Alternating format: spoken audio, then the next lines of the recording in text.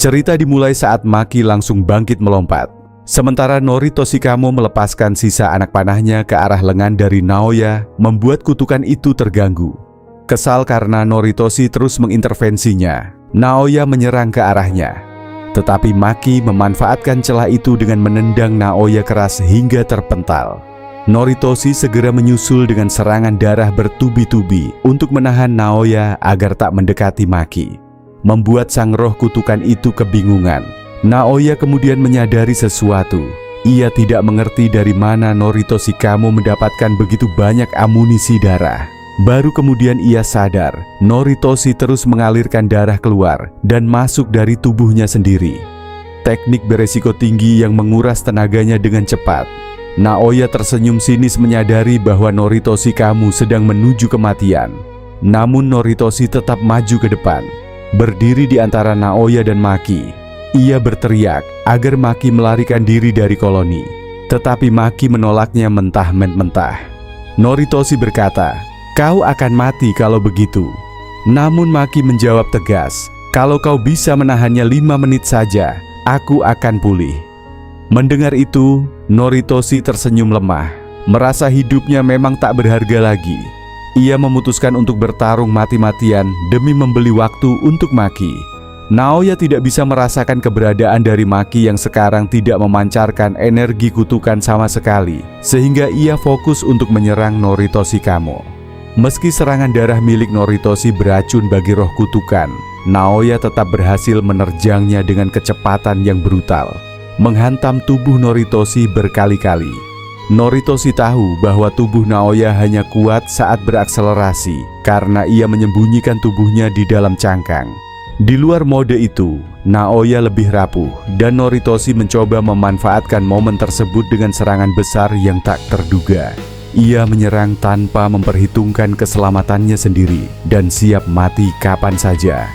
Dalam hatinya Noritoshi sadar bahwa ia tak punya tempat untuk pulang. Setelah melihat ibunya hidup bahagia dengan keluarga baru, ia merasa tak lagi menjadi bagian dari dunia itu. Ia gagal menciptakan posisi untuk ibunya di klan Kamo. Dan kini dialah yang tersingkir dari segalanya. Dalam batinnya, Noritoshi berpikir, kalau hidupku tak punya arti, maka biarlah aku mati untuk melindungi mereka. Biarlah teman-temanku membakar hidup mereka di atas abu milikku. Saat Noritoshi hampir kehabisan darah dan nyawanya hampir padam, tiba-tiba 2 sosok aneh muncul dari kejauhan. Salah satunya berteriak sambil menangis soal sumo, dan yang satunya lagi berteriak soal katana dengan gaya berlebihan. Keduanya tampak eksentrik dan tak diketahui siapakah mereka. Tetapi kehadiran dari mereka seolah mengubah arah pertempuran di momen genting antara Maki, Noritoshi, dan Naoya. Sebelumnya pada 2 November di Kagoshima, seorang pria bernama Hagane Daido yang baru saja bereinkarnasi berlari-lari di jalanan seperti orang gila sambil berteriak, "Katana, katanaku di mana?" Ia kebingungan karena tak bisa menemukan pedang asli di dunia modern. Semua yang ditemuinya hanyalah replika atau senjata palsu. Obsesi terhadap pedang membuatnya terus mencari senjata tajam sungguhan. Sementara itu, di Miyazaki, Rokujushi Mio juga merasakan frustasi. Ia tak bisa menemukan siapapun yang mau adu sumo dengannya. Setelah menonton pertandingan sumo di televisi, ia berniat pergi ke Tokyo untuk bertanding. Tetapi ia salah jalan dan malah masuk ke koloni Sakurajima. Kembali ke masa kini, Daido dan Mio tiba-tiba muncul di tengah pertarungan Noritoshi dan Maki melawan Naoya. Noritoshi yang kebingungan bertanya siapakah mereka. Tetapi Naoya tidak peduli dan langsung menyerang. Maki melindungi Noritoshi, namun Oitoshi menyadari bahwa Maki belum sepenuhnya pulih dari luka sebelumnya. Saat ia hendak menyuruh Maki mundur, Daido berteriak keras, "Katana!" Melihat peluang itu, Maki memutuskan untuk mengubah strategi. Ia melempar pedangnya kepada Daido. Begitu pedang itu berada di tangan Daido, suasana langsung berubah. Semua orang di sekitar termasuk Maki dan Noritoshi merasakan aura mematikan yang membuat bulu kuduk mereka berdiri. Bukan karena energi Kotan, tetapi karena insting pembunuh alami Daido, seorang ahli pedang sejati. Daido langsung bergerak dengan satu tebasan cepat. Ia hanya menggores tubuh dari Naoya yang nyaris menghindar di detik terakhir. Kesal karena itu, Daido berteriak kepada pedangnya, "Pedang iblis, patuhi aku." Maki mencoba memperingatkannya bahwa Naoya akan menyerang balik, tetapi Daido menghindar dengan santai, seolah dia tahu arah serangan tanpa perlu melihatnya. Maki heran bagaimana Daido bisa melawan Naoya padahal tidak bisa melihat roh kutukan. Namun Daido menjawab, "Tenang, aku bisa melihat segalanya di sekitarku. Jadi bukankah itu sama saja dengan bisa melihatnya?" Lalu dengan satu ayunan cepat, Daido membela tubuh Naoya menjadi dua, mengejutkan Maki yang hanya bisa terdiam karena hal itu. Daido menatapnya dan bertanya, "Kenapa kau tidak melakukan itu sejak awal?" Pertanyaan itu membuat Maki termenung. Ia mulai bertanya-tanya, apa sebenarnya perbedaan dirinya dengan monster kuat yang ia temui di Shibuya dulu, yang kita tahu adalah Toji Fushiguro. Saat Maki tenggelam dalam pikirannya, tiba-tiba sebuah arena sumo muncul di belakangnya. Itu adalah domain sederhana milik Rokujushi Mio. Dengan wajah serius namun penuh semangat, Mio mengibaskan tangannya dan berteriak, "Hakeyo." Ia menantang Maki untuk beradu sumo dengannya, bukan untuk bertarung biasa, melainkan untuk membangkitkan kembali naluri tempurnya yang sejati. Maki masih terlalu tegang dan Rokujushi Mio bisa merasakannya. Ketegangan itu membuat gerakannya kaku dan tumpul seperti pedang yang kehilangan ketajamannya.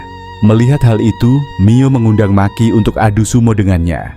Tawaran itu membuat Noritoshi terkejut, tetapi Maki menerimanya tanpa ragu. Domain sederhana milik Mio merupakan arena sumo murni. Tidak ada trik, tidak ada teknik kutukan, hanya pertarungan tubuh dan semangat. Lawan yang diundang harus setuju untuk masuk ke domain ini dan itu mengganti kebutuhan Binding Fu sepenuhnya. Noritoshi bingung dengan apa yang sedang Maki lakukan. Tetapi Maki menjawab dengan tenang bahwa selama ini ia terlalu banyak berpikir. Ia harus mengosongkan pikirannya dan menemukan apa yang selama ini ia tidak sadari.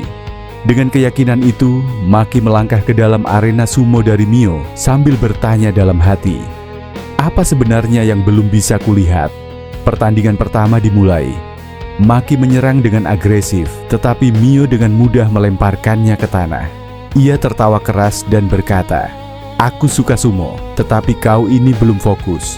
Mio mengakui bahwa jika ini pertarungan sungguhan, Maki bisa mengalahkannya dengan mudah.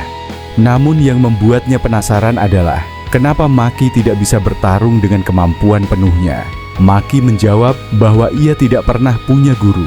Ia tidak menganggap Satoru Gojo maupun Atsuya Kusakabe sebagai mentor sejatinya, dan ia selalu percaya bahwa menjadi kuat berarti berdiri sendiri.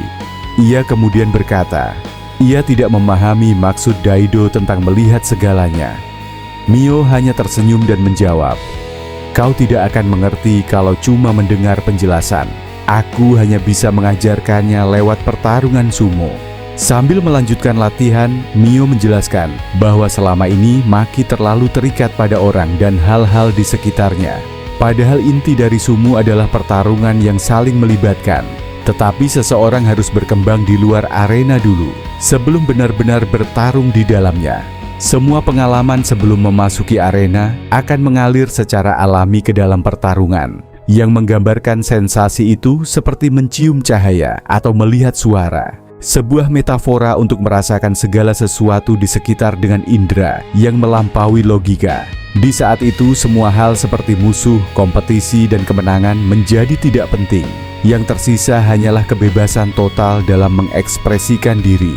Mio menjelaskan bahwa inilah yang dimaksud oleh Daido, kemampuan untuk melihat segalanya dalam kebebasan sejati, dan satu-satunya cara untuk mencapainya adalah mengalaminya sendiri lewat sumo. Setelah banyak ronde latihan, domain sederhana Mio akhirnya menghilang. Maki keluar dari arena dengan aura yang benar-benar berbeda. Tubuhnya rileks, tatapannya tajam, dan wajahnya memancarkan keyakinan yang baru. Semua yang melihatnya, termasuk Noritoshi, Daido, dan bahkan Naoya, bisa merasakan bahwa ada sesuatu yang berubah dalam diri Maki. Dengan senyum tenang namun penuh keyakinan, Maki berkata, "Sekarang aku dalam kondisi terbaikku." Baik Noritoshi maupun Daido langsung menyadari bahwa Maki telah berubah sangat drastis. Padahal waktu yang ia habiskan di dalam domain Mio terbilang singkat. Hal itu karena waktu di dalam domain sederhana, Mio mengalir jauh lebih cepat tanpa perlu perjanjian kutukan atau binding fold. Akibatnya 1000 ronde sumo di dalam domain hanya berlangsung kurang dari 1 menit di dunia luar. Namun Naoya tidak peduli dengan perubahan Maki. Ia justru terbang menjauh untuk mengumpulkan kecepatan demi serangan frontal berikutnya. Mio dan Daido langsung bersiap bertarung. Sementara Noritoshi kamu bertanya, siapa sebenarnya mereka dan mengapa mau membantu Maki dan dirinya? Keduanya hanya menjawab dengan santai, "Kami hanya orang yang melakukan apa yang kami mau. Nama kami tidak penting." Maki kemudian melangkah ke depan dan mengejar Naoya, meninggalkan mereka di belakang. Naoya yang tengah melaju dengan kecepatan tinggi mulai kesal karena Maki bisa menyamai kecepatannya. Keduanya meluncur melewati kota dan Maki kini mampu memprediksi setiap gerakan Naoya karena ia bisa melihat segalanya di sekelilingnya.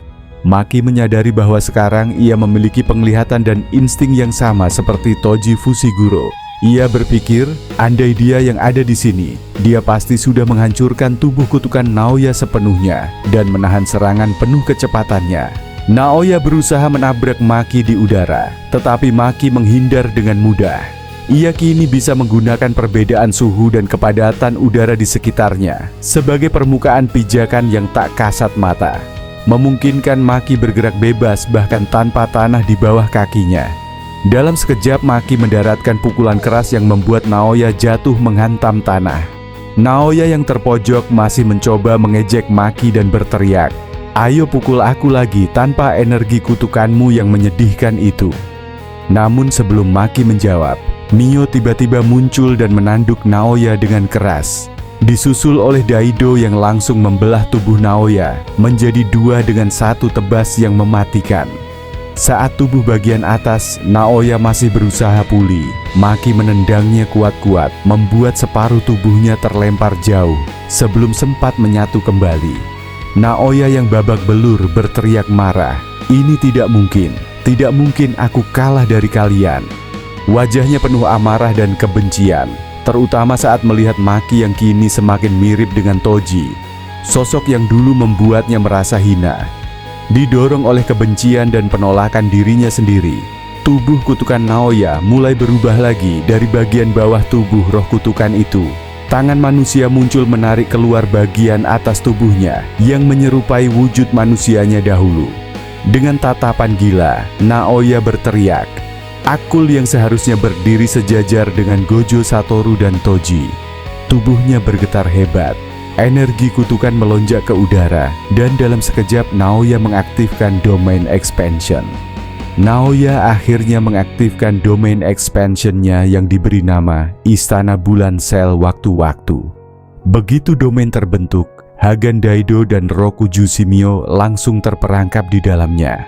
Awalnya efek serangan otomatis domain itu tidak tampak memberikan luka apapun, sehingga keduanya memutuskan untuk menyerang balik.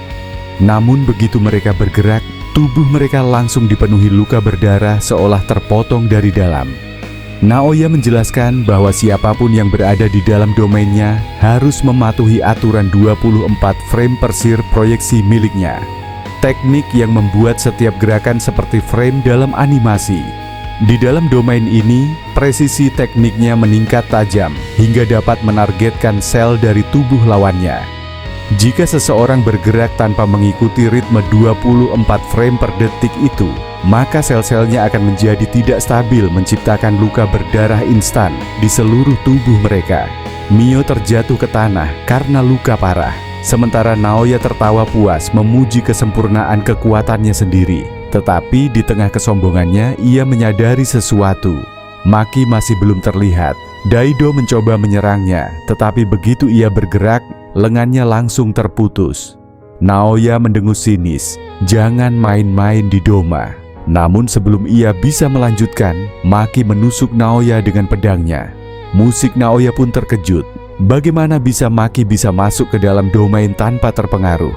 Ternyata jawabannya sederhana. Maki tidak memiliki energi kutukan sama sekali. Bagi domain, Maki tidak dianggap sebagai makhluk hidup, melainkan seperti benda mati, sama seperti dinding atau lantai. Artinya, Dowen tidak dapat menargetkannya, dan ia bisa keluar masuk sesuka hatinya, kecuali Maki sendiri setuju untuk terperangkap. Atau jika Naoya menggunakan struktur fisik sebagai pengganti dinding domain, seperti yang dilakukan Megumi di Tokyo Koloni nomor 1 sebelumnya. Namun Naoya tidak punya cara untuk menahannya. Di tengah pertarungan itu, kesadaran Maki seakan tertarik ke pantai tempat ia dulu berpisah dengan Mei. Di sana dua bersaudara itu kembali bertemu. Mei tersenyum dan mengulurkan tangannya, berkata bahwa ia bangga pada Maki karena akhirnya memahami maksudnya dan benar-benar bisa terbebas. Pedang yang Mei tinggalkan untuknya kini Maki sadari adalah replika sempurna dari Split Soul Katana milik Toji Zenin. Pedang yang hanya bisa digunakan oleh orang yang mampu merasakan benda tak bernyawa. Maki menggenggam tangan Mei, dan saat mereka berpisah lagi, ia telah menjadi versi dirinya yang sempurna. Kembali ke dunia nyata, Naoya memutar kepalanya 180 derajat. Tubuhnya berubah menjadi lebih menyeramkan dan kutukan sepenuhnya. Ia mencoba menyerang Maki, yakin bahwa kali ini ia bisa menahannya di dalam domain. Namun, Naoya salah besar. Efek otomatis domain tidak bisa menarget sesuatu yang tidak memiliki energi kutukan. Dengan satu tebas vertikal dari bawah ke atas, Maki membela kepala Naoya menjadi dua, menghancurkan rohnya sepenuhnya. Begitu Naoya mati, domainnya pun runtuh, dan Daido serta Mio selamat dari dalam domain itu. Keduanya terpanah melihat Maki berdiri di tengah reruntuhan dengan aura yang benar-benar berbeda. Maki sangat dingin, kuat, dan bebas. Daido dan Mio saling memandang dan hanya bisa berkomentar bahwa mereka baru saja menyaksikan lahirnya monster sejati, seorang petarung yang setara dengan Toji Fushiguro, sang manusia tanpa kutukan yang legendaris. Setelah mengalahkan Naoya Zenin, Maki segera kembali untuk memeriksa keadaan dari Noritoshi Kamo. Ia kemudian menemukan Noritoshi tergeletak di tanah penuh luka dan kelelahan, tetapi masih hidup dan sadar. Dengan suara lemah, Noritoshi bertanya, "Apakah kau menang?" Mak menjawab sederhana bahwa kemenangan itu bukan hanya karena dirinya. Ia memberi penghargaan kepada Daido dan Mio, dua reinkarnasi aneh yang membantu mereka dalam pertempuran.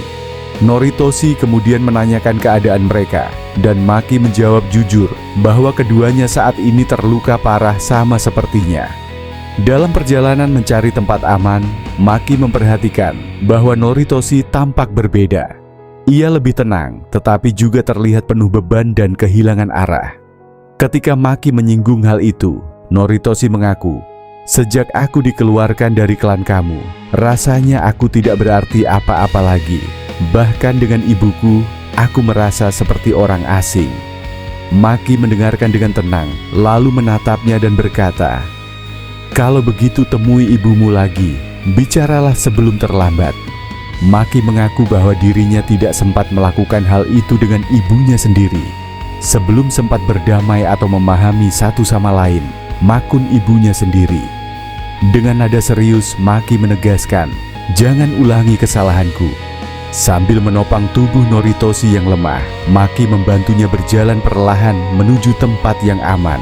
Di tempat lain, ibu Noritoshi Kamo sedang berbicara kepada keluarganya. Ia menceritakan sedikit tentang putra yang telah lama ia rindukan. Sang ibu mengungkapkan bahwa ia memberi nama Noritoshi nama yang terlarang dengan harapan bahwa nama itu suatu hari akan membawanya kembali kepadanya. Anak bungsunya yang masih kecil bertanya, "Polos, Kak Noritoshi, itu orangnya baik ya, Bu?" Sang ibu pun tersenyum lembut dan menjawab, "Tentu saja dia adalah anak yang baik karena dia adalah putra."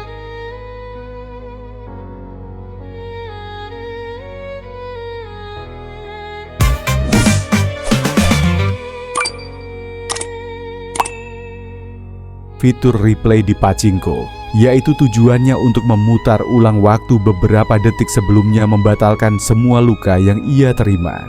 Teknik ini sangat beresiko, karena bisa gagal dan menyebabkan domain pecah. Tetapi Hakari hanya berani memakainya saat mode peluang meningkat.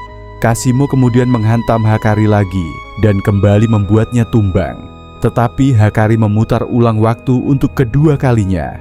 Domain memasuki mode Reaching atau Reach dan muncul skenario baru. Karakter hero harus berlari ke stasiun Yurigoaka sebelum buang air di celana. Adegan konyol khas tema Private Pure Love Train. Kedua penyihir itu terperangkap dalam drama pachinko absurd. Hingga akhirnya hero berhasil mencapai stasiun memicu jackpot. Dengan 3 angka endowment pun menghilang dan Hakari berteriak. Musiknya mulai lagi menandakan ia kembali ke dalam mode abadi. Selama 4 menit 11 detik, ia memiliki energi kutukan tak terbatas dan regenerasi otomatis sempurna. Namun kali ini ia mendapatkan 3 angka genap. Artinya peluang jackpot di ronde berikutnya tidak meningkat. Kasimo sadar bahwa jika ia bisa bertahan 4 menit lebih, Hakari akan kembali bisa dibunuh. Tetapi menurutnya, berpikir seperti itu adalah mental seorang pecundang. Ia justru menaikkan tegangan listrik tubuhnya, bersiap menghadapi tantangan yang ia dambakan. Kasimo berkata, membunuh seseorang yang tak bisa mati. Kilas balik 400 tahun yang lalu, setelah pertempuran besar yang menewaskan banyak lawan, Kasimo tua berdiri di tengah ladang penuh dengan potongan tubuh musuhnya. Namun, ia tidak merasa puas sedikit pun. Saat itu Kenjaku datang dan menyebut bahwa penyihir dengan keluaran energi kutukan tertinggi adalah Ryu Ishigori. Tetapi Kasimo menganggap itu tidak menarik, karena Ryu terlalu jauh untuk dilawan. Ia menatap Kenjaku dan bertanya, "Kalau begitu, siapa penyihir terkuat yang pernah kau temui?" Tanpa ragu, Kenjaku menjawab, "Sukuna, tidak ada yang lebih kuat darinya." Jawaban itu menyalakan kembali semangat bertarung Kasimo. Ia setuju dengan tawaran Kenjaku untuk menjadikan dirinya objek terkutuk agar suatu hari dihidupkan kembali dalam kaleng game demi satu tujuan, yaitu bertarung melawan Sukuna. Setelah kembali ke pertarungan Hakari versus Kasimo di pelabuhan koloni Tokyo nomor 2, keduanya berlari secepat kilat di antara kontainer kapal. Hakari meninju satu kontainer dan melemparkannya ke arah Kasimo. Tetapi Kimo memukul balik dengan kekuatan yang sama. Benturan mereka menghancurkan peti baja raksasa itu hingga rata dengan tanah. Kasimo lalu memanfaatkan serpihan pintu kontainer dan menghantam wajah Hakari. Merobek kulitnya hingga kepala terbuka. Ia tahu sumber energi terkutuk berasal dari perut, sementara energi positif dari otak. Jadi jika Kasimo bisa menghancurkan kepala Hakari dalam satu pukulan, maka itu adalah kemenangan mutlak baginya. Namun Hakari menyembuhkan diri seketika. Bahkan ketika Kasimo menembakkan petir ke kepalanya, dalam 8 detik terakhir Hakari menggila. Dia meningkatkan kecepatan dan kekuatannya menyerang Kasimo tanpa henti. Tetapi Kasimo punya trik tersembunyi. Tongkatnya masih menyimpan muatan listrik. Ia menarik energi itu kembali melalui tubuh Hakari dan menghancurkan tubuh sisi kiri Hakari tepat saat waktu hidup Hakari telah habis. Kasimo mengira dia telah menang.